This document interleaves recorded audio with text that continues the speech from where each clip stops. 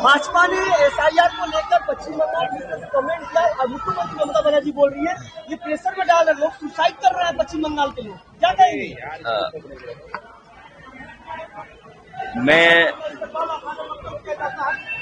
मैं सबसे पहले तो ये कहना चाहता हूं कि भारतीय जनता पार्टी की एसआईआर की एक्सरसाइज ये वोट बढ़ाने के लिए नहीं है, वोट काटने के लिए है। और जो कॉन्स्टिट्यूशनल बॉडी इलेक्शन कमीशन है उससे हमेशा ये उम्मीद की जाती है कि वो निष्पक्ष होकर काम करे, जहां कहीं शिकायत हो उन शिकायतों को दूर करें। लेकिन इधर ये देखने को मिला है, उत्तर प्रदेश हो, बिहार हो, आपका स्टेट वेस्ट बंगाल हो, जहां पर ये देखने को मिलता है ये वोट ज्यादा काटना चाहते हैं। और जो तरीका अपनाया गया है वोट काटने का, जहां पर बीजेपी हार रही है वहां वोट काटने का ज्यादा काम कर रहे हैं। ये नफरतवादी लोग, ये दरारवादी लोग, ये भाजपा और संगी साथी लोग ये नहीं जानते हैं कि बंगाल एक कल्चरल यूनिट है, ये पॉलिटिकल यूनिट नहीं है। बंगाल वो जगह है जहां से यूनिवर्सल ह्यूमनिज्म का एक संदेश दिया गया था, प्यार का, कि हम सब एक हैं। वहां पर ये नफरतवादी लोग कामयाब नहीं होंगे। दीदी से ईडी हारी और जो पेन ड्राइव के पेन से अभी तक उभर नहीं पाई है भारतीय जनता पार्टी, जो पेन ड्राइव का पेन है उससे उभरी नहीं है भारतीय जनता पार्टी। और दीदी ने ईडी को हरा दिया।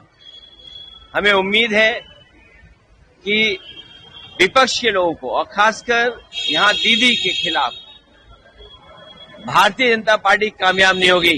भारतीय जनता पार्टी हारेगी और भारतीय जनता पार्टी सब जानते हैं कि भारतीय जनता हारने वाली है, लेकिन इज्जतदार हारना चाहती है, इज्जत के साथ हारना चाहती है। बस यही लड़ाई उनकी है।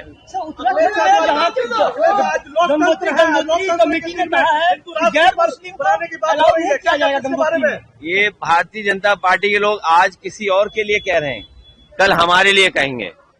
हमने तो वो समय भारतीय जनता पार्टी का देखा है जहां पर मुख्यमंत्री आवास को गंगा जल से धो रहे थे।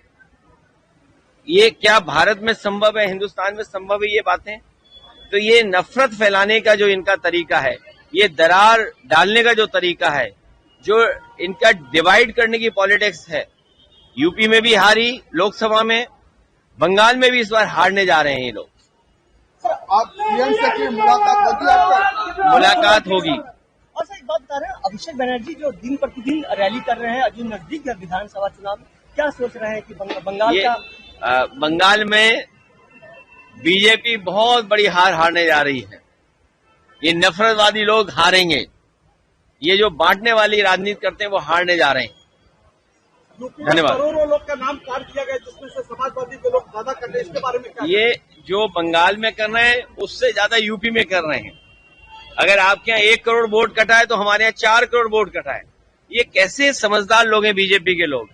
ये अपने आप को कहते हैं कि हम टेक्नोलॉजी को समझते हैं, हम डिजिटल इंडिया बनाना चाहते हैं, लेकिन इनके ऐप में न जाने कितने संशोधन हुए, इनको इनका ही ऐप इनको समझ में नहीं आ रहा है। और कभी मैपिंग, कभी अनमैपिंग, पहले मैपिंग किया तो इतने लोगों वोट में आ गए 1 करोड़ हमारे, फिर अनमैपिंग कर दिया 1 करोड़ वोट। आखिरकार इनको टेक्निकल सपोर्ट कौन दे रहा है? कहीं ऐसा तो नहीं बीजेपी को और इलेक्शन कमीशन को वही लोग टेक्निकल सपोर्ट दे रहे हो जिन्होंने इन्हें कभी इलेक्ट्रोल बॉन्ड दिए हो चंदे के नाम पर। शंकराचार्य का जिस तरीका से माघ मेले में अपमान हुआ, क्या करते हैं? देखिए, बीजेपी सनातनी नहीं है, बीजेपी सनातनी नहीं है, बीजेपी को हिंदू धर्म से कोई लेना देना नहीं है।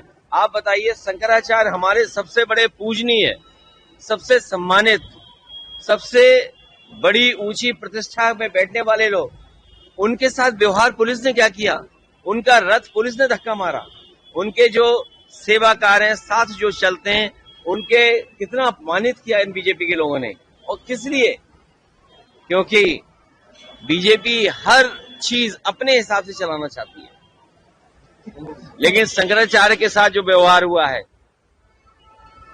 इससे पूरा देश दुखी है। पूरा देश देख रहा है भारतीय जनता पार्टी को कि भारतीय जनता पार्टी का व्यवहार कैसा होता है। जैसा मुस्लिम भाइयों के साथ व्यवहार है, वैसा ही आज शंकराचार्य जी के साथ व्यवहार भारतीय जनता पार्टी ने किया।